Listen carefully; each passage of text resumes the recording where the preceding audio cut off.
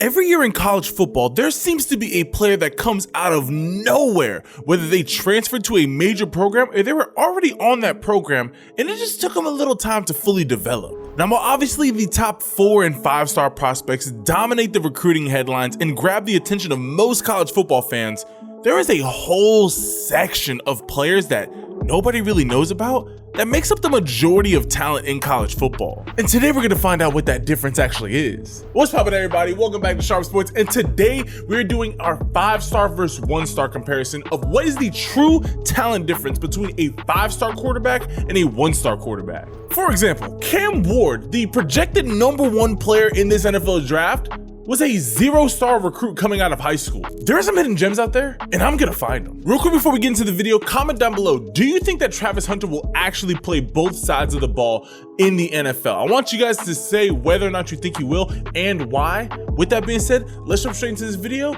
and see what the true talent difference is between a 5-star quarterback and a 1-star quarterback. 3, 2, 1. Starting it off, let's take a look at Janias Hall. He's 5'11", 175 pounds. This kid threw for 4,600 yards, 58 touchdowns. He did have 19 interceptions though. So that's one thing that's a little bit concerning, but almost 60 touchdowns is crazy. So he very much has a slingshot of an arm. If you guys don't know exactly what I'm talking about, it's when you just absolutely just torque that arm, and it's more of like you're whipping the ball out of there rather than really throwing it. I mean, he's got good accuracy. I want to see his ability to be able to really drive the ball downfield. I think that's really where the biggest part of his game, just off of the 30 seconds that I've seen, is lacking. Is just being able to really drive the ball downfield. I mean, he's got good ball placement, like, I'm not gonna lie. I think it's that throwing motion is what's probably caused a couple of his interceptions, just simply not being able to consistently recreate that same throwing motion over and over and over again.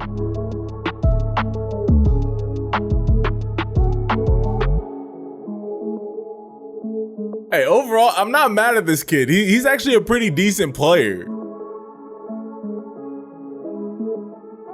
And now let's compare him to a 5-star quarterback in Ryder Lyons. He is ranked as the number one player in the state of California. He threw for 3,000 yards in his junior year for 46 touchdowns and only 6 interceptions. He also had almost 600 rushing yards and another like 13 or 14 touchdowns. That's a great throw right there. He's sitting at 6'2.5", 215 pounds. So he's definitely bigger, but you can really see how he's driving that ball down the field, not really letting that arm kind of get a little whippy. He's got a little bit more control over it.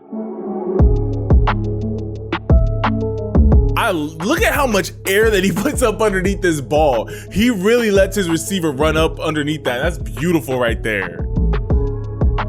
I want to see what he's looking like. Can he, okay, he actually got some wheels. He's actually got some wheels to him. All right, I ain't mad at it.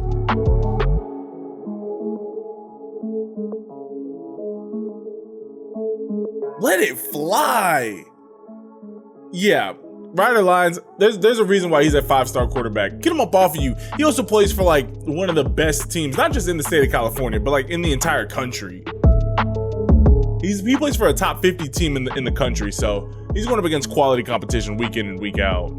Oh, that dude was wide open right there in the end zone. I don't know why I pointed to the screen like y'all can see. This guy right here, that's wide open. He should have really stopped right here and just found the stop spot for his quarterback. But hey, still finding a way to make something happen. Boom, that's a rifle right there. So after comparing the two quarterbacks, I think that there is clearly a talent difference. I just want to kind of hear from you guys. What do you guys think when you're watching the two players' tapes? To me, obviously the size difference is the biggest thing. That's something that we can't control. Both of these guys are going into their senior year, so my guy Janias, he can go out there and he can get a little bit bigger. It's really going to be, right now, he's kind of at this point where he's letting his elbow come really far forward, like almost like, that's how a lot of pitchers get Tommy John. But he comes and he's letting that ball really get really far behind him, and he's slinging it forward like this, rather than coming through and really following through with the ball. I think if he's able to add some more of that to his game, not only is he going to be able to probably throw farther, but he's also going to get a lot more velocity on his passes. That's going to allow him to really drive the ball downfield. I do think he could turn himself into a Division I prospect.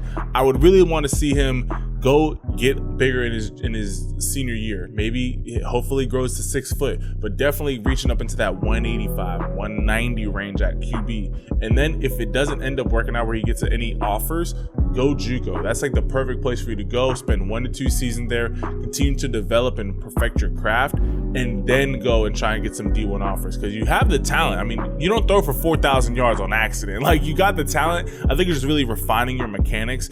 That's what's going to make you a Division I quarterback. And then Ryder Lyons, that kid is just a beast. Like, he's able to just kind of make any throw that you need him to, and the dual threat capabilities, they're extremely, extremely impressive. But I want to hear from y'all. Comment your thoughts down below on the 2 quarterbacks that we took a look at, and tell me, what did you guys think was the biggest difference between the 2?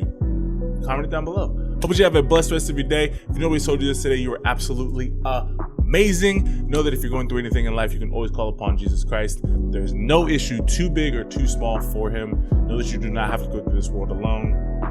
Hey, hopefully my videos bring you a little bit of joy, and know that the happiness and whatever entertainment that you're finding from this, it's just Jesus expressing himself through me. So, hey, I love and appreciate all y'all, and I will catch you guys in the next video. Ciao.